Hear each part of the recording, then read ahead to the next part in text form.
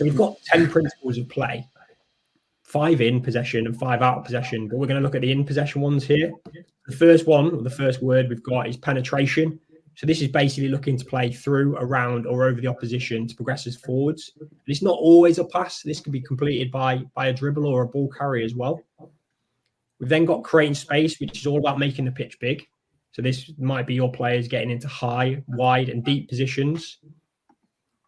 You've then got movement, which is all about changing your position to receive, or it might actually be creating a movement to make space for others within your team. Providing support, which was another one that come up in the chat. I've just seen Matt put that support. So this is all about being an option, whether that's in front, alongside, or behind a teammate, to maintain possession, to find that opportunity to then go and penetrate to play forwards. And then finally, we've got creativity, which is all about using individual skills or combining with teammates to create them moments of magic. So I'm seeing the little like step overs, or it might be the little 1-2. So when I think about combinations, I always think about that goal that Arsenal scored. I think it was Jack Wilshere, wasn't it, all them years ago? So that's one image that sticks in my head when I hear the word creativity. Now, one thing that's really important is we've used some language there that might not actually be applicable for the players that you're coaching. So it's all about how you can scaffold the language or change the language that you're using so it's more suitable for the players that you're working with. So what I mean by this is I might not use the word penetration with my players because they might not understand that word. So I might change that in terms of playing forwards or progressing up the pitch, something that's going to link to where they are in their current age and stage and their development journey. So the first thing we're going to look at now is in the first image, we're looking at on the ball. So if we look at the image, we can see the player on the ball is actually probably looking to penetrate, to play forwards, to progress. Now, when we draw our attention and we look around the ball, we might see something slightly different. So in the next image, what we're seeing now is the players highlighted in light blue there are potentially looking to support the player on or in possession of the ball. So that's just basically how we can look at on, away, and around the ball and how that might underpin what principles are happening. The next one we've got is all about looking at almost away from the ball. So it's the same image again that you've just seen, but now we're almost looking at the two widest players. They're looking to create space through the width that they're producing. And then we've got the height and depth between the goalkeeper and the highest player and the distance they're looking to produce there. You've got elements of creating spaces, we touched on, between the two widest players, creating that almost like 50 meters between the two of them. You've got elements of movement within the video clip around staying away and moving into the space to allow you to support the person on the ball, as we're seeing here. And then with this, as this is happening, you've almost got the movement still being produced to allow that penetration to play through units. Yet again, elements of movement away from the player on the ball to create them space to drive into. And then there'll be elements of creativity like we've seen in the first clip, where it's the step overs that allow us to get that final pass into the attacking third to create that goal scoring opportunity. The first one I've chose is just a simple 2v1 attacking one way. Looking at bringing the defender in, how you can pick them off to penetrate and go forward. So the penetrate in this one is the biggest thing. Depending on where the defender positions themselves, how are you going to go up the pitch, attack the 3 gates that are available? Is it a 1-2? Is it the defender staying away? And that all depends on how much space we create, what's our movement like. Also, we've got to give an objective to the defender to make it realistic. So if the defender wins it, you can say, right, can you dribble past the 2 defenders to the opposite line and keep that player engagement? Because we see a lot of sessions where we concentrate so much on the attacking and we do 2v1 and the defender just loses that engagement. Here I've progressed it where then you've got 2 defenders, 1 at each box, and you've got an end zone. So you take the 2 side gates away, I would do, and then you're looking at a different create space, different angles of passes, looking at providing support in different ways.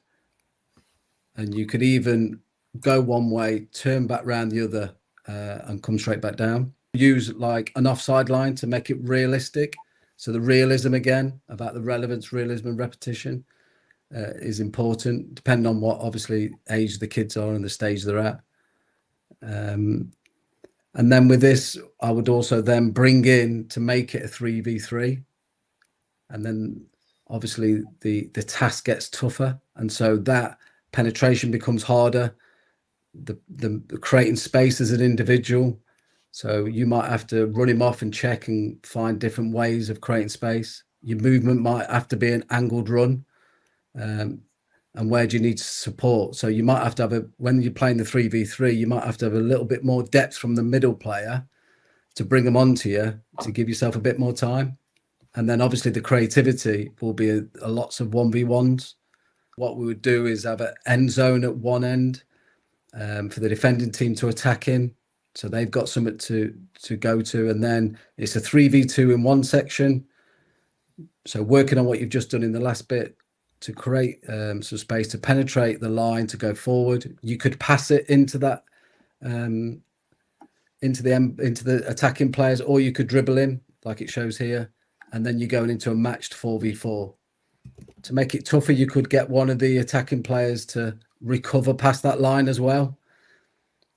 So when you're building up, the things I would talk about in terms of creating spaces to the attacking players would be, can you three get between the back four? So it's harder for you to get picked up. Then we would talk also about the 3v2. How much space do you need? Where do you need to be? Can you make it big? You could also drop into the end zone to make that space bigger if you wanted to make it easier for the players. He says, I think sometimes it's hard to get children at young ages to understand small details in regarding to space and spreading out. Is there any information you might give there, Pat, to support Jake with his coaching? I think then that depends on the space that you're giving the players to play in. So depending on your level of player, you would make this bigger or smaller. And then you would say, right, make the pitch big. So how much room do you need for that defender not to cover on you? So in terms of, is the area that we've given 10 yards or 5 yards? So it's all important depending how much success you want. And then as the weeks go on, you might shorten that distance to make it more difficult, because you're looking across it and you're observing when you're going around going, well, this is a little bit easy, or this is a little bit too hard. And that challenge is down to the coach to judge and to see where the players are at. So, and you also might make it a bit of a competition where then you're matching up some of the players that might not need, you might have a big pitch down one end and a smaller pitch down the other and make it more difficult. So I would do it probably in blocks of like 6 to 8 minutes. You could do it less depending how intense it was, but you could have different start positions. So it doesn't always have to start at the top where with the yellows. It can start with the keeper, and you could do it as a building out session and a pressing session for the yellows, and have different start positions. So what's really key is not having like like 10 balls where the end zone is and just going, right, you always get it, because then the defenders become less engaged. So you go, right, we're going to have 5 from that side and 5 from that side. And then you're giving them different problems. And then about co-coaching. So if there was 2 of you working on this, you'd be like, you work with the defenders, I'll work with the attackers. And then how does that work in terms of how we coach our players individually and collectively? We might go up to one of the players and just say, have a look at this. Can you get between that? How are you going to create space there? What's your movement going to be if he goes or she goes there? So co-coaching is really important, rather than someone just dominate the session. Work together if you've got that opportunity. It's really important. Kind of, why would we revisit a session or repeat a skill to support a player's development? So obviously players from all ages up to adults, we know this, it's a bit more sciencey, but it creates neural pathways. So the more we do it, the more our brain can connect, and that's more of the real science part of that. But then it's also starting to build connections too. So the biggest one here that I wanted to add is children or adults might then think about kind of seeing those pictures and building those connections. I've been in this situation before. But then it's really important to ensure the language that you use to communicate maybe the principles of play, they're also consistent, because those players can start to build that connection of, oh, I've heard that, so I know how to relate that maybe into maybe a match or maybe into a more challenging session.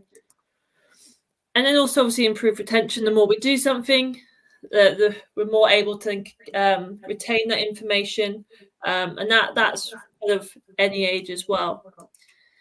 And also ultimately it enhances the player's performance. So it improves the speed we process. A player might process something they might see in the game, and we always go on about this. We want players to make quicker decisions. So how can we get players to make quicker decisions if we don't give them opportunities to keep repeating that? When you're planning your sessions, think of the sizing is really important, and what the end, like you said about the equipment, is it a goal? Is keepers in the goal?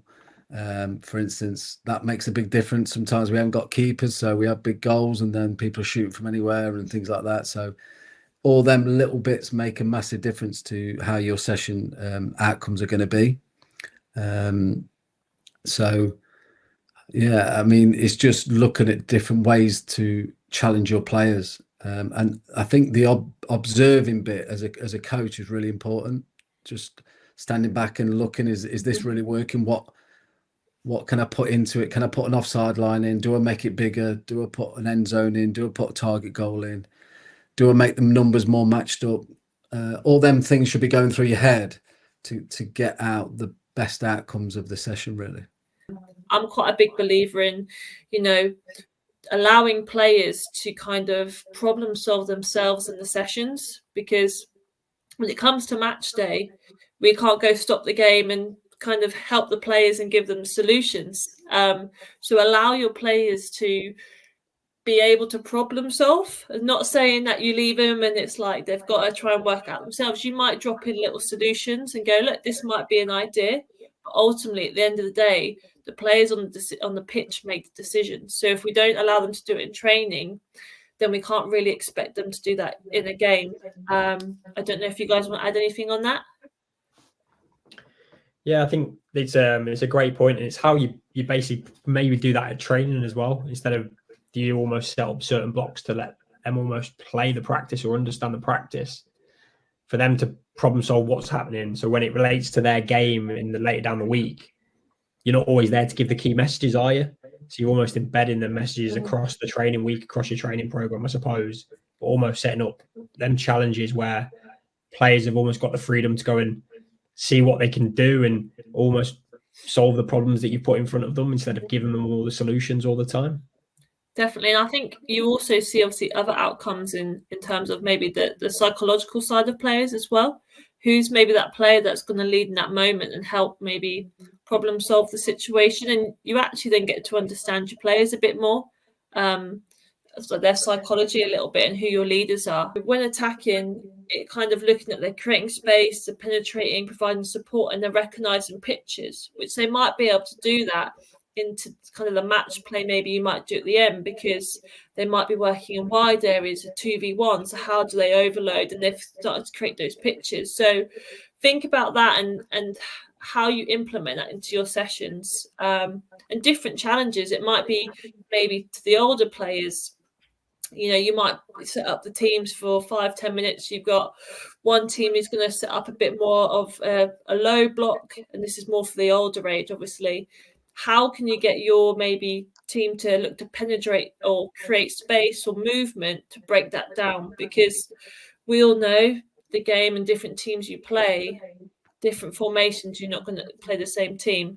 When we now look to maybe looking to challenge players more into the match day, and this is something to think about, is I'm not saying this weekend you go and change every player into different positions, but maybe start to think about the players that you have in your environment, what their kind of skill set is, and maybe look at the principles and play and go, what do my players maybe need to get better at, and what position might get those outcomes? So, Pat, I know you have a really good story about when you played your centre forward. It's my son actually. Yeah, so so my son's in an academy, and he plays centre forward for an under-12 team. And in the last probably 18 months, he's really enjoyed playing up front with his back to play, and he's done all right. He's really enjoyed it, scoring a few goals and stuff like that. But I know, looking at him, that he probably needs to play in different positions. So I was trying to have that conversation with him. We went to a review the other day and we spoke to the coach, and the coach actually brought it up about him playing different positions. And I said it would be really good for him to play midfield or at the back, because he's got to see the game in different ways, where if he's in midfield, the game's all around him, and it will really improve him in his awareness and receiving skills, rather than just him staying up front and feel comfortable. And then he actually played the next 2 games in midfield and found it really tough. And I had the conversation with him and said, like, you had a tough day today, didn't you? And like, he said, yeah. He said it was really tested, and he was a little bit down. But I said, look, this is really good. This is you're improving that, because you're finding it tough in that position where you found it really easy up front. And he's really bought into it now. So it's just that communication. And I think what we do as parents, we want to, I don't know, we like parents want to obviously win games, and you want to see him do well, but in another way, you have to see them struggle a little bit and see if they can work it out and find solutions. And hopefully in 6-12 months time, he can play up front, but he can go in midfield, and it's improved him as a player. So yeah, that was you see with that part, how important is it then for almost the coaches out there for going and almost playing a player in a different position for a set period of time, instead of going 1 week they're going to play up front, next week they're going to play left back, then right back. I tell you what, they're going to have a stint in goals. Like, how important is it to have that that continuity and consistency of letting them play a position for a little bit of time as well? Yeah, and I think it's really important. I think you're right in what you say, is rather than moving around each week, just say, look, for the next month, you're going to play in midfield, or you're going to play at the back, or you're going to play right back, or whatever it may be. And these are the reasons why. And we think it would really help your development. And you're going to struggle, and you're going to find it tough. But we're going to here to support you and help you. And then you communicate with the parents as well. So if everybody's on board, I think it's really good. And all of a sudden, you just add in another bit of armor to your game, really, where you can then find different ways of improving your game to then be an asset that if you have to play in there, or you can go up front, you can do that. Or it's just a way of knowing as you go through the age groups, there's actually that's probably not for him, but this position might be for her or him. And I think that's really important. And not just looking at the scoreline every week, just looking at the development of the players is really important, because you've also got to look at what their strengths are and where their areas for development are, and where on the pitch do we see that development. So they might have a real big physicality challenge, whether they're small or big, or they're quick or not so quick, and then where is best suited for them, or where they've always played out wide. Well, even if they're fast, let's put them in the middle and really improve them technically, or give them different challenges where scanning's going to become a major part. And then if we need to bring it back down because players might not understand it, we can do. And that kind of goes back to some of the comments I saw earlier, that if the players aren't maybe getting it, do we need to move on? Do we need to build up? Or do we need to kind of stay where we are and continue to build different foundations? I think the other one as well is definitely try and give them the freedom. So looking at Pat's sessions, obviously there was different constraints, but actually they had a lot of freedom to play, a lot of freedom to try different things, see lots of different pitches, lots of different scenarios. The other one as well we need to also remember is to give players time as well. We can't expect players from one session to completely, they've got it, they know how to penetrate, let's move on, we're going to move on to the next one. It takes time to kind of retain that kind of that skill or something that they've done. You know, players and maybe especially younger kids, you've got to think about their week and they're in school, they're learning so much, and then when you go back to the session, they might have forgot it, so I can go back to repeating that kind of session and giving them that time to develop. And we all know players develop at different rates and obviously learn and absorb information in different ways. And I think the other one as well we touched on about is giving them solutions as well. So we want to allow players to make their own decisions on the pitch, but we might have to drop in different solutions to support them as well. Like we spoke about earlier, it might be you let them play first and then you drip feed different solutions and let them play again. Or you might give them solutions to begin with and then allow players to play in the game. So allow them to make their own decisions as well.